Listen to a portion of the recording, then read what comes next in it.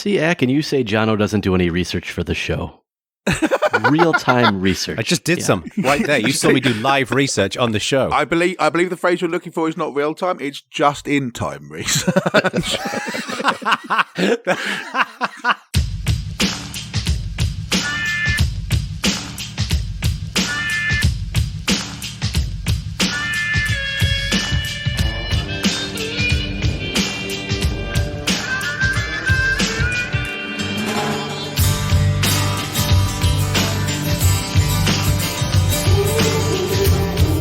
Hello and welcome to Bad Voltage. This is Season 3, Episode 27. Our season episode count thing is not very consistent. How many did we do for Season 2? Like 60 episodes, something like that? That I'm not sure about. Genuinely do not remember. Just so everybody knows, the reason why we change the seasons is when we have a new idea. Like, that's when we decide to kick off a brand new season. So, anyway, welcome. It is arbitrary and capricious for sure. I am here with my compadres, Mr. Stuart Ian Langridge, and, of course, Mr. Jeremy Sophia Garcia. How are you guys doing? It rhymes. That's lovely. Is it lovely? Oh, yeah, that was it is now. I got to go to the pub for the first time in... What was it like? Nearly 12, but freezing because you have to sit outside still, and it's April in England. But nonetheless, you had a good time? It was great. Just the idea of being, semi-near other people. It's all very sort of socially distanced with separate tables and so on. You can't have more than 6 people at a table and stuff. But just being in an environment where you can hear other people talking about stuff. I'd forgotten how much I'd missed that experience. Well, there's such a pub culture in England as well, right? That there is. It isn't just going for a drink at a restaurant. It is genuinely where people go and spend time and hang out and this is honestly the first time in 12 months I've been able to have a beer in my hand and not go, "Can you hear me? What about now?" So inquiring minds want to know, first pub in almost a year, over a year, which pub did you choose? I chose Pure Bar for 3 reasons. First of all, it's really close to my flat. Secondly, they have tables outside and not everybody has, and not everyone is open yet for exactly that reason, because you've got to get an outdoor license to do it, and so on. Okay. And thirdly, because they do good beer. That sounds... like reasonable reasons. We actually ate in a restaurant recently. Goodness. Inside. Did you have a Big Mac or the full Happy Meal? What was very unusual was somebody bringing me a cocktail, which hasn't happened. Oh, that sounds nice. Yeah, it was very nice. And I'd also forgotten what it was like for the first 10 minutes, and then I was like, used to do this all the time. So, anyway. Let's talk about news. We haven't done news very much recently. We've been doing a lot of big, meaty topics. We have. So we thought, let's do a whole show of news because, there's lots to talk about. And not only are we doing a whole show of news, but we actually went and updated the news. So we're not talking about things from 2.5 months ago. We had an alarming amount of news piled up in that. So we went to cover just a couple news items for the last few shows, and the topic just got long enough that we didn't. So there were some quite old things in there. Yeah. Yeah, we'd always say before we started recording, why don't we do the segment? We'll see how long it is, and then we'll do the news if we've got time. Yes. And never, ever had time for the news. Which is disappointing, because now you don't get to find out that apparently someone has built this weird monolith thing in the desert. So Exactly. So why don't I kick us off? So one thing I was amused to see is that, so recently, I'm not amused by this bit, but recently Prince Philip died, right? He'd been in hospital. He was 99 years old, so not a bad innings. But he died, and apparently it broke a complaints record in the UK for TV complaints. At least 110,000, just under 111,000 people contacted the BBC to express their displeasure at the decision to turn off most of the corporation's TV channels and radio stations because of just consistent rolling tributes to Prince Philip. Apparently, such important shows like EastEnders and MasterChef were replaced with royal tributes, and this kind of irritated people. What I love about this story is two things. One is that it brings back memories of infuriating levels of royal tributes. Like, I remember when Princess Diana died, there was nothing but royal tributes on TV, and everybody got sick of it, right? And it was very sad what happened, but everyone got sick of it. But secondly, the UK, when it comes to complaining about TV, is the global world leader, right? It's the fact that, like, you always hear, like, there was 50,000 complaints to the BBC because someone got their nipple out on TV or something along those lines.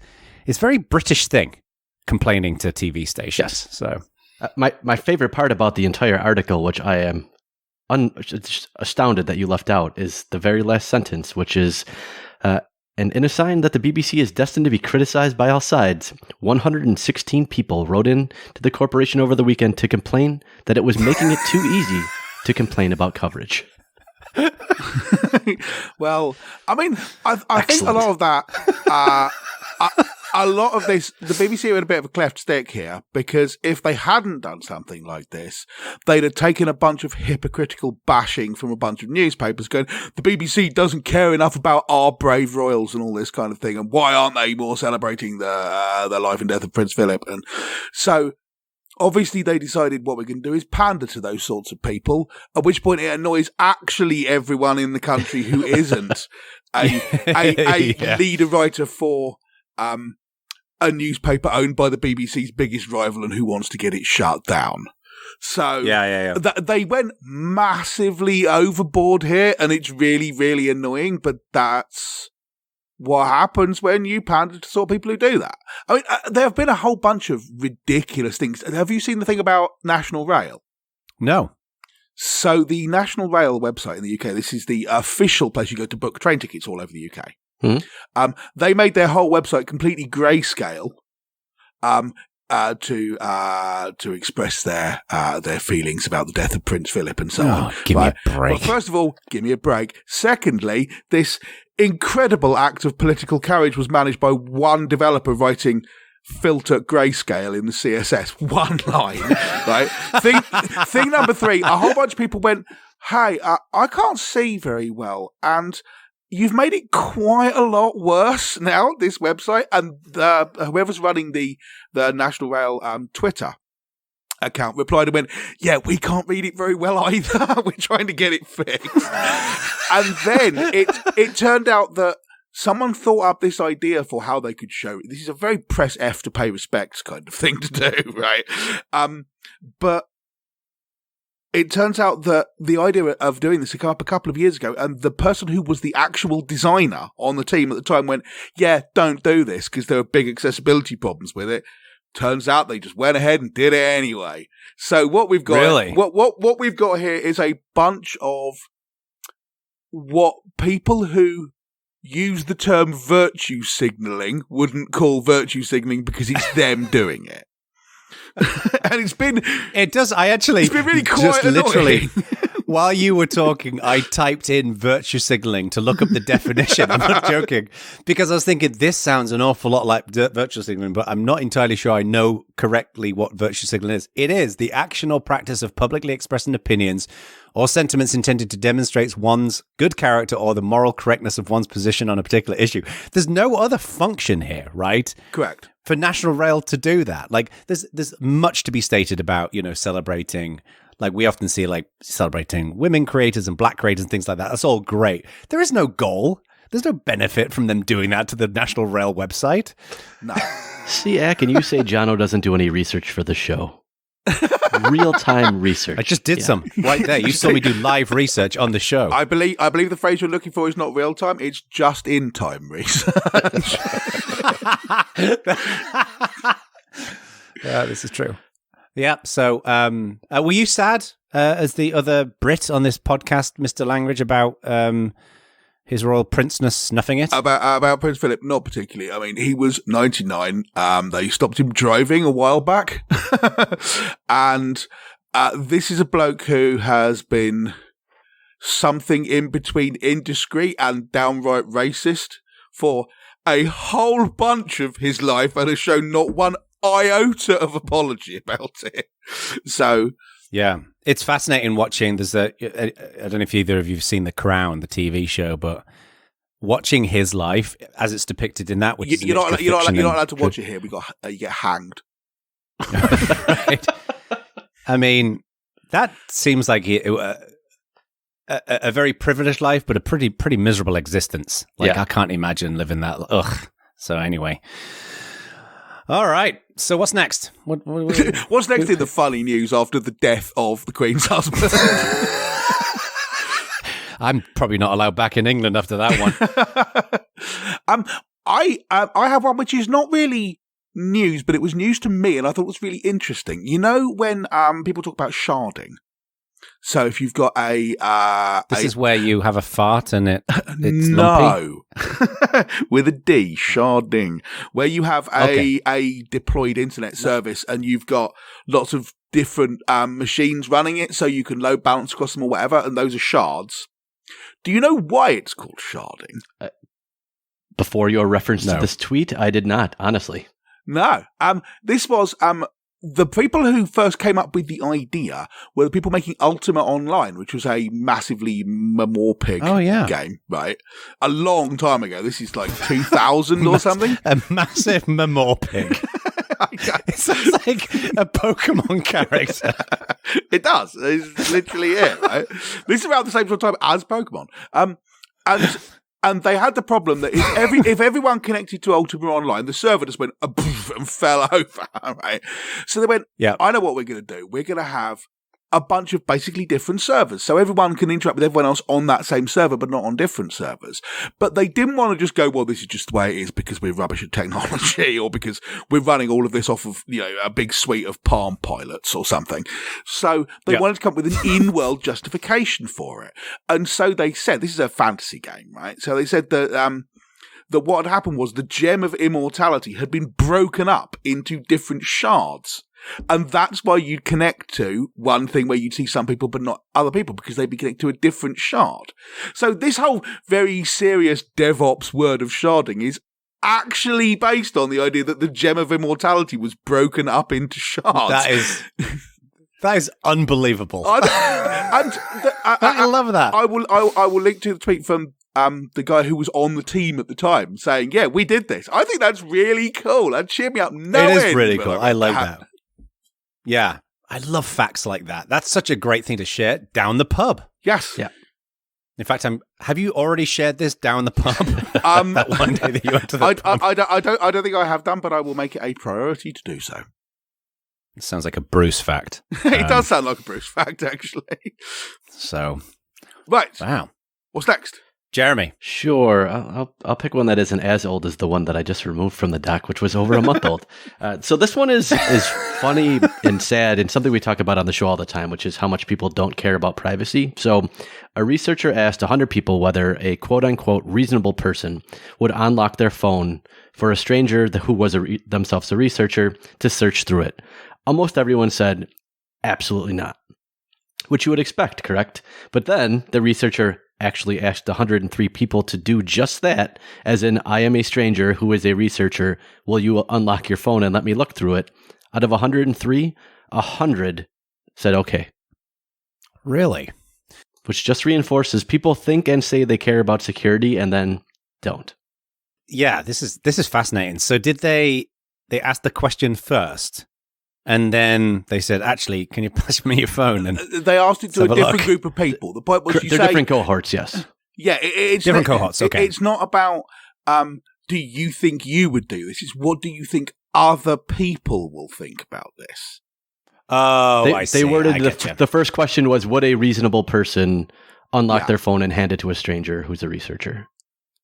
Oh, and everyone thinks, people wouldn't do that. But then when you ask people, they actually go, yeah, fine, whatever. It's like the BBC did a survey. Now, this admittedly was a long time ago, and I don't know if they've repeated it, but they asked people at a railway station if they tell them what their computer password was in exchange for a bar of chocolate. And 70% of people went, yeah, okay, bar of chocolate, told them the password. Now, some of them might have been password lying. 123. Yeah, right. I just tell them, I'll just make up a password. I get a free bar of chocolate, absolutely. Right, so I'm sure some people did that, but I mean, when I say this was well, but this is like 2005 or something. So people who weren't us probably only had one password at that point, and it may have actually been password 123 if they were particularly secure. And it was almost certainly something that was used on every possible service that they're signed up for. Correct. Right? Like, that's great. So clearly, what you need to do, if you want to violate someone's security, just go up and ask them if you can have a look through their phone, and then possibly give them a dairy milk while you're doing it. Wow, that's amazing. You know what's interesting about the whole phone thing is, maybe it's just me, but even like there is nothing incriminating on my phone, right? It's not like some people take salty pictures and whatever else. There's nothing like that on my phone. But even so, when I hand my phone to someone's like, "Oh, can I take a look at that?" And I hand them my phone, my spine straightens and everything becomes tight because somebody else is holding my phone. It's such an epicenter of my life, whether it's communicating with people or, whatever else. How don't most people have that feeling? Like the idea of just handing your phone over to someone is just weird. I mean, the thing that I don't get is when I read this, I read, okay, I asked 103 people to actually do it, and 100 of them said no problem. And I thought, I don't believe you. Because I find it that discombobulating, the idea of unlocking my phone and handing it to someone else, that I can't imagine anyone doing it, let alone almost everyone who isn't me doing it. No. It's like, would you be cool with this stranger sleeping in your child's bedroom tonight? You know what? No. That level of discomfort. Although, on the other hand, maybe 100 out of 103 people are fine. Maybe this is why Airbnb are successful. But I just fundamentally don't get it. Yeah, no, I agree. Yeah, that's a very unusual, disconcerting. Yeah, and like Jeremy says, like, that's actually quite sad thinking about it. It actually says here under the thing, it's in the funny section, and it says, Jeremy, maybe funny, also sad. And it is. Although I'm proud of both of you for this particular part of the segment, because neither of you has made any kind of smart aleck jabs about me putting my tax returns in a shoebox, which I was expecting as soon as he started speaking. So, maybe we've moved on. We grow. It's a possibility, but we were trying to cross out old news. So what we're supposed to have a go at you now about is the fact that you've got an iPhone and let everyone look at it. So. Yeah, it's all good. Well, this is great content. Anyway, should we move on? Shut up, I hate you. People who I didn't even know listen to the show have started having a go at me about this now and using the word about specifically content? To annoy me. This is great. I did not know that. I'm very happy about this. So did you see Microsoft have been on a bit of a shopping spree, and they acquired... they've announced that they're going to acquire Nuance Communications for $16 billion, or about $19 billion, which will include debt. So this is another huge, huge acquisition from Microsoft. Nuance are in the speech recognition space, and they did, they do. Do they still make it? Dragon Naturally Speaking. Yeah, so they're known for Dragon. They also, a lot of people may not remember, they were the original company that powered Siri, the first iteration. They were replaced many years ago, but... really? Yeah. I didn't know that. Did not know this until looking at it. But I didn't know the company was called Nuance. Were they always called Nuance? Or were they originally called Dragon? I do not know. The last time I used Dragon Naturally Speaking would have been about 2003. You had to have that custom headset and train it for a year and a half. I mean, this was back in the day when the latest innovation was continuous speech recognition rather than discrete, which meant that you could speak like this in a sentence rather than speaking in separate words. So, I mean, that was revolutionary back then, 20 years ago. I was using it because I was working at a law firm, and the idea was that this was another attempt for lawyers to go, we don't think we need secretaries. How about we just fire them all and replace them with software? And secretaries going, dude, you have no idea how much work we do. And it didn't work, and it never worked, but it meant that I got to play with a bunch of speech recognition software, which was entertaining. So what's interesting here to me is it's all cash, which is pretty rare these days. A lot of companies are using their stock, but it's also the second largest deal under Satya. It's pretty, so 14 times Nuance's projected 2021 revenue, which is a pretty high multiple for a company that's revenue's been pretty flat, almost declining in some years. So they've already restructured multiple times over the last few years. They spun off a couple things, they sold a couple things. They really seem to be focusing more on cloud-based offerings. So it's a high multiple. I'm curious to see what Microsoft will do with them. That to me is the question. What do you think they're going to do with them? That's the thing I found most interesting about this is clearly part of a broader strategy. Microsoft are not in the, to my knowledge, are not in the smart speaker space or anything like that. And that whole market seems to have flattened quite a bit. So I wonder what they're doing. I mean, this is a huge deal. 16 billion? That is the thing, I think. I mean, what I think is interesting is these are people who've been in the speech recognition game for a long time. Yes. And I don't know whether they are now currently in the business of solving this problem the way Google and Amazon are solving it, which is that you get really good speech recognition by throwing 100,000 computers at it and then providing an API to it that everyone can talk to. But, I mean, Dragon was doing on-device speech recognition before there were devices. They were doing it 20 years ago, more than that. So I wonder whether they're still doing that and their technology is still better for sort of on-device work, and that's a direction Microsoft want to go in. Right? But I don't see why that would make sense because they're Azure. And Azure is the thing they do now. Well, they say in the usual corporate puff piece thing that they put out that they're partnering with them, or they're working with them, they're acquiring them because they want to focus on industry-specific cloud offerings, specifically in healthcare. So they've got Microsoft Cloud for Healthcare, which was introduced last year. So, and I get that, right? Like Microsoft are clearly investing significantly in the cloud market, and I'm guessing that's going to be all kinds of compliance and certification, all the rest of it to do with those individual industries. What I don't understand is what the hell has speech recognition got to do with that? Bear in mind that, Microsoft may not be buying Nuance for the voice recognition technology so much as the fact they already have fairly big inroads into a lot of medical places. Because, I mean, I wasn't joking about hey, why don't we attempt to replace legal secretaries with voice recognition software, which they were talking about 20 years ago. But the medical industry had exactly the same idea at the same time, and they're still doing it. Dragon, software provided by Nuance is used quite a lot for transcribing doctor speech, whether that's from dictaphones they carry around and then slot into place or speaking directly to it or whatever. So you might find they're not so much buying their technology as they're buying their healthcare customers. But I wouldn't have thought that they'd have that many. Wouldn't you want to buy someone else who's in the medical game? It's not my field. Maybe right? Microsoft sneaky really likes keyboards because they bought SwiftKey and Nuance owns Swipe. They acquired Swipe years ago, yeah. So maybe Microsoft on the DL is just trying to corner the market on keyboards. I've worked it out. Like right now, this very moment, I've worked it out. I'm like Ben Thompson, but in real time, right? What it is you know how they went, do I mean Ben Thompson, the Stratechery guy? I subscribe to Stratechery, yeah.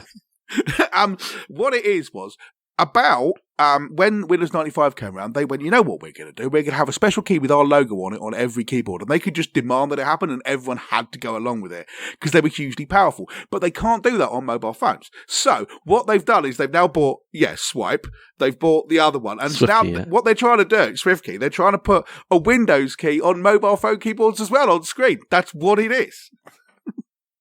That, and I mean, that seems plausible. It's a hard-hitting analysis. I want to know what my Pulitzer Prize is for this deep level of analysis. Subscribe to a Substack. Going to their website. I mean, obviously, haven't been to their website for any particular reason in years.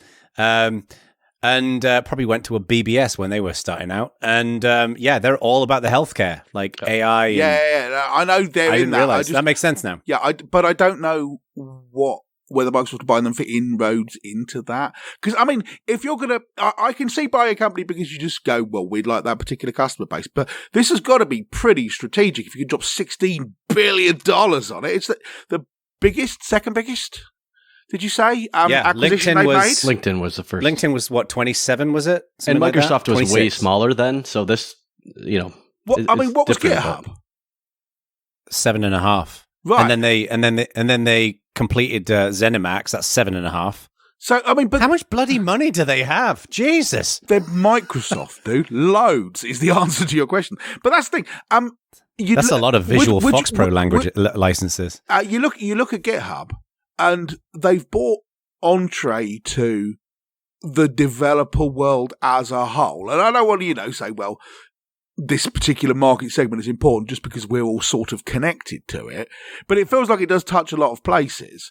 And so spending twice as much money on Nuance, and their technology's not that much better than what everyone else has got, and it's arguably not as good as what everyone else has got. Since when did you last see someone use Dragon, naturally speaking? Well, yeah, but that's the speech recognition stuff. Their healthcare, I'm guessing they've got all kinds of powerfully mundane healthcare software that people are using in healthcare applications, because that's a hard market to break into. But it seems like, given their focus on AI and speech recognition, Amazon and Apple and Google could all very easily compete here. Yeah. Yeah. And Microsoft are already in this game to some extent because of Cortana, as you say. It's not like they don't do getting at all and they're going, wow, okay, we have to jump to a standing start from nowhere, and so let's acquire our way into the market. They've already got stuff. Is it going away? Is it going to make it better or what? Don't know. Anyway, so that's Microsoft by Nuance. Yeah, very interesting. $16 billion seems like a lot of nuance to me, but whatever. Did you see the Oracle versus Google thing is hopefully finally over? Finally over. Yeah, I mean, this was quite the 10-year odyssey, I guess. Yeah. So for those of you I honestly didn't know it was still going. I thought it was done. Oh, no. So for those of you who maybe weren't following it as closely as some of us, Google won the original trial 10 years ago, where the district court ruled that copyright did not apply to APIs. The Court of Appeals for the Federal Circuit overturned that decision, remanding the question of fair use, so it went back to the district court, who ruled that Google's usage was in fact fair use. The Court of Appeals overturned that decision, and then what happened recently was this went to the Supreme Court, who declared that the usage of APIs was fair use. Now, importantly, they did not address in any way whether or not APIs could be copyrighted, right? They went under the assumption that they could, and the reason that they do things like that, especially the Supreme Court, wants to decide on the narrowest possible thing they can so that precedent isn't set if they don't, want to. So they didn't. It would have been nice if they said no, APIs are not copyrightable. They did not even answer that question, although Clarence Thomas did in his dissent say that they should have. So it's I think, an interesting ending. A couple of the things that were said in the paper and also in the dissension, I think, are a little bit interesting. One of the things that was in the ruling was Google copied these lines not because of their creativity or their beauty, but because they would allow programmers to bring their skills to a new smartphone computing environment, which seems to set a little bit of a precedent, as if your API is just allowing something that will be competitive, but also work with something that existed previously, it is allowed now, which isn't. I'm a little surprised they went with that aspect of the ruling, but compatibility was the word I was looking for. Given that the Supreme Court write these things terribly, terribly carefully, they must have known what they were doing, the door they were leaving open for future lawyers to pick up and go, look, you said this, which implies this, this, and this. So that's got to be the intention, is to lean things in that direction without actually pronouncing on it. Right. So, I mean, I guess moving forward, if the purpose of matching an interface so that developers can re-implement something is clearly fair use based on this. Yes. I mean, and we have given Google quite a lot of shit on this program from time to time, but for something like this, and admittedly, it's not like they did it just in order to save the open source community or something, right? What this would have done was basically let Oracle go, every time anyone sells an Android phone, we have to get $50 or something. So they're doing it out of self-interest, but nonetheless, they took this all the way. No, I can't think of anyone else who's even in a position to do that sort of thing. Oracle have got all the more money than there is sand. So, I don't know where that analogy came from. So it's really good that this happened. Honestly, I'm pleasantly surprised at this. I thought we were screwed. I assumed that the court just wouldn't get it and would go, yeah, they sound copyrightable. And no matter how much people said, hey, do you understand how much this is going to utterly bugger up a whole load of stuff? We'd be sitting there afterwards going, we tried to explain, and they just did, like the sort of Lessig and the copyright thing, where all the arguments seemed very compelling, and they're just like, nah, we don't agree with that. Gone. I thought it was going to be like that, and it wasn't. So I think the degree with which a loss would have impacted the industry was slightly overstated by Google's communication department for obvious reasons. For obvious reasons. But even if you assume that this is not going to mean that any time I write any API which attempts to stand in for another thing, that I'm not going to get shouted at because I'm not a big enough deal. I don't like the idea that what Oracle essentially did was bought Sun in order to strip mine them for intellectual property that they could use against other people. And I would like that sort of behaviour to be discouraged, please. It's in the same sort of... That's like a whole show there. Yeah, if you had like a big piece of paper which was a drawing of all the things I think, this would be in the same sort of bit of the paper as patent trolls are. In my opinion. Well, the thing is, as well as I remember reading that Google did originally talk to Sun, because of course this kicked off when Sun were a thing. When Java was owned by Sun, which is I believe that the negotiations went into after Oracle acquired them. Right.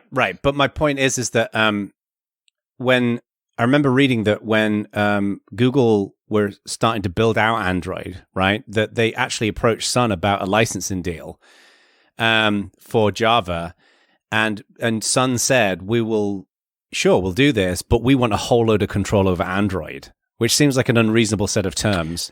No, so that was Oracle in the end said that, yes, you can have a license, but it means that a straight Java app has to run unmodified on Android. Because it's a Java runtime. It's only the Java runtime if Java apps run, and Google did not want a Java app. They wanted a specific subset of. Yes. And Oracle said They wanted to be able to use Java to build Android apps, not to say that we're now a platform for whatever the hell anyone has written anywhere in Java. Yes. Which is basically, when Steve Jobs did the whole thing about you should use web apps, and the underlying message was kind of, I'm not letting your unbeautiful apps screw up my beautiful platform. This is the Google very much more about design than engineering approach, which is we're not letting your horrible swing apps appear on our nice new phones, or AWT or whatever the hell. I don't even know what people use now for Java. Oh, jeez, AWT? That's reaching back into the past a bit. Literally everything I've talked about on this show happened in 2003. Fits right in with Jono's pending Kindle One review. What was the other widget set?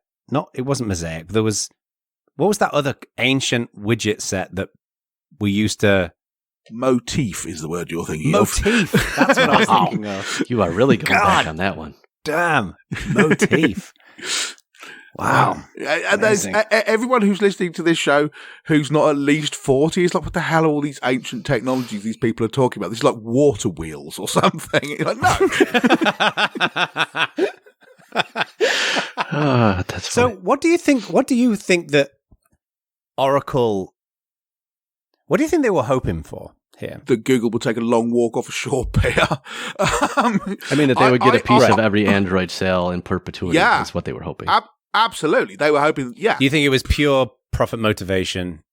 I don't think Oracle have got any other motivation. Yes. Exactly.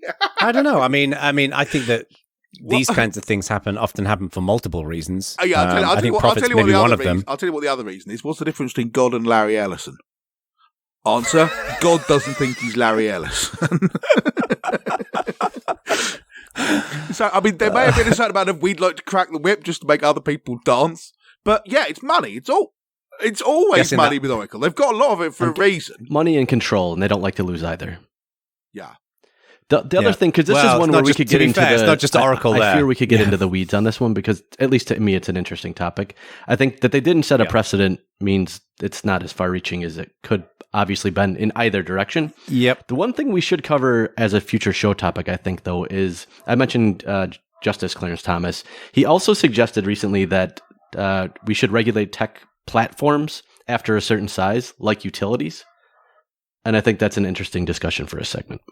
We didn't know. We talked about doing a show on the whole social media regulation, but we never did it, did we? And this isn't just social media to him. It's just right. So this very much goes into the Article 230 stuff for sure.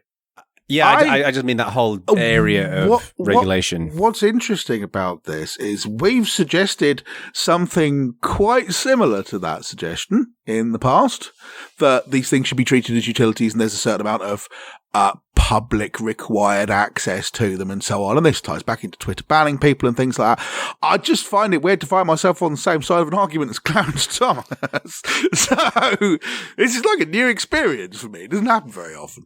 So yeah, we should talk about that. People, if you've got thoughts about the sort of direction you'd like to see that discussion go in, we would like to hear them, because that's interesting, I think. Yeah. Yeah.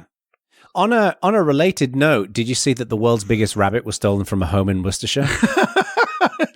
I'll be honest with you, I didn't until you put this in the list. There's 129 centimeters, which for those of us on this side of the pond is over 4 feet, so quite a large rabbit. I mean, to be clear, there is a picture of this. I'll link to the thing in the show notes. It's a really big rabbit. It's a big rabbit. Yeah, so I don't really have anything else to say about this. I mean, to be clear, the rabbit was awarded a Guinness World Record in 2010 for being the biggest of its kind, which I'm sure cheered it up no end. Do you think someone intentionally tried to break that record, like they're just using human growth hormone on rabbits? Breeding very large rabbits. It's this roided up rabbit. I was going to say, I confess, I didn't break my back researching the backstory for this particular story, but trying to understand Supreme Court decisions and everything, prepared to do that. Right, ginormous rabbits. Not that worried if I don't fully understand the nuances here, but it's not at all clear to me whether it was born to the previous world record holder or whether it was born to like a perfectly ordinary rabbit or what. Just a lineage of large rabbits. Yeah. I mean, also, like, this whole discussion feels like it's the wind up to some kind of big rabbit pun, and I can't think of one, and I've been trying. Yeah, I love the fact that this giant rabbit's also called Darius, which is such an epic name. So why would anyone steal a giant rabbit? Largest rabbit stew coming to a Guinness Book of World Records near you. I don't know. Bang, bang, bang, bang goes the farmer's gun. So yeah. Well, anyway, so if you find this giant, if you spot a giant rabbit, if you're living around the Worcestershire area, there's a £1,000 reward. There is. So yeah, apparently this old rabbit's this rabbit's quite old and can't breed anymore. So it's in the final stages of its life. So go and find that rabbit. We should put the Bad Voltage community starts this epic, hunt to save Darius the massive rabbit. This is not on the list, but yes. You saying this just reminded me of something which is actually relevant news. Do you remember an online ARG or reality game called Perplex City back in about 2006? No. It was one of the earliest ARGs. Okay. And you to the point where you could go and buy. The idea was that you got loads of cards, each of which had a puzzle on it, and you had to solve the puzzles. And there was sort of a message, and there was a prize buried somewhere, and the whole thing led towards clues for it. This is like, for those people who are as old as I am and possibly British, this is like an online version of Masquerade, the Kit Williams book, for example. Right. And the thing was solved, and a guy found the buried, worked out all the clues and found the buried thing. And this is back in 2007. And he made a website about how he'd followed the clues. And it was a whole big community thing. But there were 3 cards which weren't solved at all. No one had managed to solve them back then. And the thing I didn't realise, I vaguely remember Perplexity happening at the time, but didn't get involved. But I didn't realise people were still working on these things, right? What? So the 3 cards that weren't solved, one of them was a thing, was a card where you had to fight. They had a picture of a bloke on the card. And it said, this man's name is Satoshi, but not the Bitcoin guy. It's fairly common. I was going to say. It's obviously not the Bitcoin guy. Unsubscribe.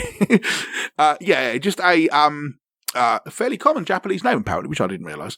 I did not know that. But yeah, it was just a picture of him, and you had to find him. That was it. And the idea behind the card was that they were doing it, the developers of the game, were doing it to test the whole sort of 6 degrees of Kevin Bacon thing. That everyone would go to all their mates. Hey, have you seen this? They go to all their mates, and eventually you'd find him. And they did find him, but like a year ago or something. and whoever found him emailed this bloke and went, "Are you the bloke?" And he's like, "Yeah, I am the bloke. Wow, I was supposed to tell you a password, but I've forgotten it because it was 14 years." So I was very amused. The second one, which is a lot more impactful if you know anything about maths, required you to solve the Riemann hypothesis, which, if you can manage to do that, you win $1 million, because it's the biggest unanswered question in mathematics. And how the hell they just stuck it on this card and went to solve this? Lol. Seemed a bit unfair. Really? But the third one was a sort of a cipher thing, and it got solved really recently. Huh. And I thought it was amazing. This is like the Cicada 3301 thing or something like that, right? Yeah. But they've been working on it for, I think it was 2006, 2007 this game came out. So that's 14 years of obviously a subreddit working on solving this problem. I thought it was really cool. It reminds me of years ago when... I feel like this is a community example which might show up in a future book or something. So I mentioned it here. I don't know what you're talking about. But yeah. I think it was a good example. So I'm glad we're recording this. It reminds me of years ago, there was a group of people that tried to go and find do you remember the Goatsy guy? I do. And a bunch of people tried to find it. I don't know why. Again, unsubscribe. Also, more importantly, I feel like you didn't have the best angle to recognise him. There are going to be some, as you said earlier on, there's going to be some young'uns who are going to be listening to this show who are going to be wondering what we're talking about. Now, Search to be for clear, do not type that into Google. Yes, under any circumstances, type Google Goatsy. No, do not do it. And we're not joking. We're not saying this so you will do it. Yeah. Don't type it This is not reverse psychology. Just don't. You don't need that in your life at all. No, I still wake up in cold Was there sweats. a point to this terrible, no good story? Morbidly curious. Did they find him? I don't think so. No. I remember, I think you know him, Jeremy, but do you remember Benjamin Mako Hill? Yeah. Who was at Canonical? Yeah. So Mako was telling me that years ago there was like a conference called RuffleCon, which is all about memes. Okay. And somebody was in... Oh, that sounds so annoying. Can you imagine it? And somebody alleged to be in touch with the Goatsy guy, and they were hoping that he was going to come to RuffleCon and stand in like a blanket where you can only see the shadow. So yeah, but it didn't happen. Have either of you ever seen John Oliver's Last Week Tonight? Yes. So do you know how time, if he's ever talking about Parliament, they're not allowed to show that clip in the UK because you're not allowed to show Parliament in session? I kind of wish we could do the same thing, but for Earth and that last segment. Or whatever, not even segment, whatever, that last news bit. If we could just block that out from Earth as a region. So if someday someone's listening on Mars, they get to hear this nonsense, but everyone else, it's just some snippet. Okay. Wouldn't it be great, yeah. There'll be someone at SpaceX decides, you know what? Right. We should etch another gold disc. Let's put that episode of Bad Voltage on it. So aliens on the planet Zanussi get to hear your thing about the Goatsy guy. This is remember where you heard it first. Coming to you soon through your podcast listener of choice. Region locked Bad Voltage. Yes, will be next. So I did have one actual news item that was a bit of a follow up to a previous long discussion that we had. So I know we're running up on time here, but I figured this would be a good one. So China actually did create its own digital currency. We had talked about whether a major country would do this, and it has happened. Oh, yeah. So that alone is interesting. That it was China is not surprising because it gives them all kinds of control. But the thing that we really didn't cover and didn't even really think about was a use case that now has come up because of the pandemic with all of these stimulus packages going around and governments giving money to citizens in a way that really hasn't happened this broadly before. One thing that they could do now is instantly do it because they wouldn't have to wait for intermediaries or checks or banks or anything. But they could also say, you have to spend it in the next 90 days. You can't put it in the stock market. You can't speculate. Like they could actually control and shape how it impacted the economy, which is an interesting use case that we had not discussed. Yeah, I mean, as has been mentioned on the show before, I'm not great at the economic stuff.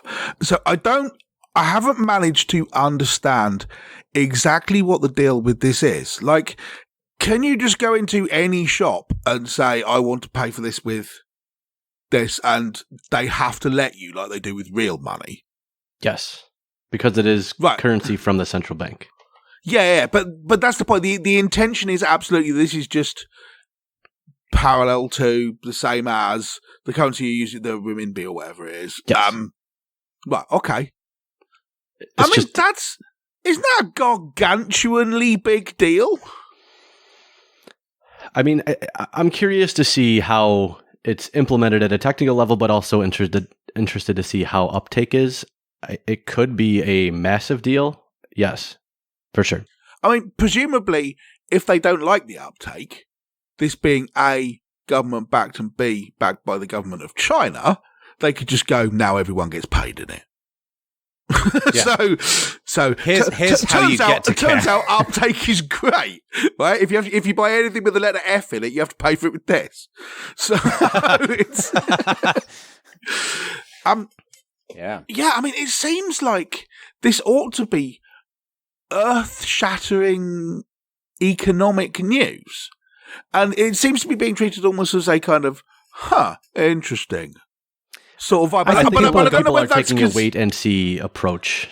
Yeah, what I couldn't really get to the bottom of was whether that's because people really don't think it's that interesting, or because everyone is holding off to see what happens next. But you're suggesting it's the latter. I think it's the latter, and I think it's especially what they will do. Like they have the whole one road, one bridge plan. Like if they put this into that plan, would have interesting repercussions for across country borders. Like there's a ton of interesting threads that are right now all maybes, and until they become a thing that's happened, it's really just speculation more than anything else. And this is pretty different. I mean, Signal have just invented their own cryptocurrency for stuff, which is really annoying. But that's different to this because that's them going, well, you should do this. And I think if they try and push you too hard, a bunch of people will just go, well, you're not the only secure messenger in the world. You're just the well-known one, so maybe we'll go somewhere else. But it doesn't work like that if your government decides to do this. Exactly. Yeah, I mean, I think probably maybe why this isn't being talked about more as well is I feel like in the last 5 years or so, 7 years, like economic and financial related news, I suspect for years, I would not really looked into this myself, was just quite dull and fairly predictable. But in the last 5 or 7 years, it's become really crazy, right? Whether we're talking about Wall Street bets and money stuff, and it's a whole new world. So like, I think people are like, okay, whatever, anything's possible at this point. So you're not wrong. Should we do a couple more and then we'll wrap it up? Yes. We got some left. What do you think is the most interesting one for us to talk about? Well, one of the things that I thought was interesting was actually one Jeremy mentioned about subscribing versus following. So the idea here is that a bunch of people, 47% of people, think that if you're asked to subscribe to something, that implies that you might have to pay for it. And I think that's reasonable. I don't know whether I would be in that 47%, but I'm fairly close to being in it. I think, I understand the idea. But you subscribe to an newsletter, you subscribe to an RSS feed. Yeah, totally. But this is why I say I don't think I'd necessarily be in that thing, but it certainly makes me think, do you want a subscription to this? I will think, if I don't understand the technology, I will think, does that mean a paid subscription or not a paid subscription? You know, I don't know how I make that determination. If you said to me, do you want a subscription to this newspaper? I think that's because you want me to pay for it. Do you want to subscribe to this RSS feed? The answer is no, but that's because I understand the tech. If someone said to me, can you hold that thought for 1 second? 1 second. Is someone repeatedly punching a dog in the face where one of you two has got this dog that's just been rah, rah. It is outside my house. I don't know what's going on. That sounds like a great working environment to be in. I hadn't said anything because I assumed it was Jono's dog and someone was playing basketball. No, I have been muting my microphone repeatedly, but yes. Okay. Anyway, sorry, carry on. Marius is sitting there individually deleting dog noises from the background. Like line by line. Thank you again, Marius, for editing the show. We love you, by the way, Marius. Thank you very much.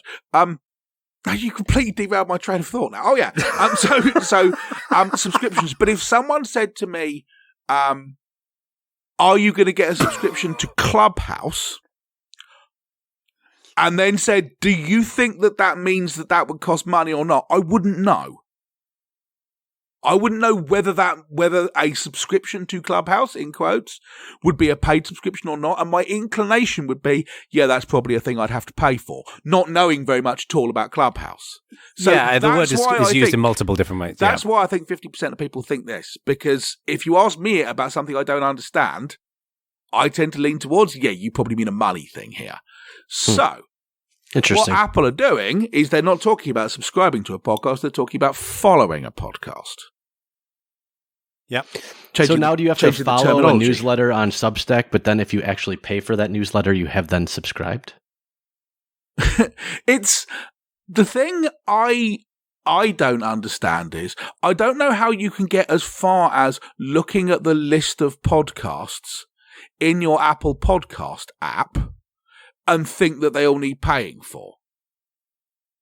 Because I figure if people were like, oh yeah, I've heard of these podcast things, but I bet you have to pay for it because you subscribe to them, you wouldn't have got as far as seeing the button which now says follow. But maybe this is a bigger picture. We want to change the language around this as a whole. It also depends on how they ask the question, right? So if 47% of people think that subscribing means you have to pay for something, what they may be saying is, what I immediately think is it means paying for something, but I understand that it's used in different contexts, right? So yeah, you subscribe to a YouTube channel, right? You don't pay for that, right? But you are basically saying, I'm a viewer, right? You subscribe to the New York Times, then you're paying to get the New York Times. This is language, right? Language is used in lots and lots of different ways. I don't think they can ultimately try and fix this because they can fix it on Apple, but there's still going to be, like, YouTube are probably not going to change it from subscribe to something else. Follow. The flip side of that, though, is Apple have a pretty good track record at defining the language we use around stuff. We do a podcast. Why is it called that? Yeah, but to be fair, Apple, I mean, they basically invented the segment, right? Podcasting wouldn't have been a thing if it wasn't for the iPod. That's one of the reasons why it was so prevalent. But we're talking about, I suspect quite a few people would disagree with that assessment of history. Of course, yeah. But you cannot disagree that the reason why podcasting became so successful and such a thing was because of Apple. I would disagree. Yeah, I don't think it was the iPod. I think it was iTunes, and more importantly, having a directory. Of course, yeah. Yeah. That's what Apple did. I'm not talking about specifically the iPod. My point is that Apple basically did that. It's okay, Jono. We're not having a go at Apple. It's fine. Don't worry.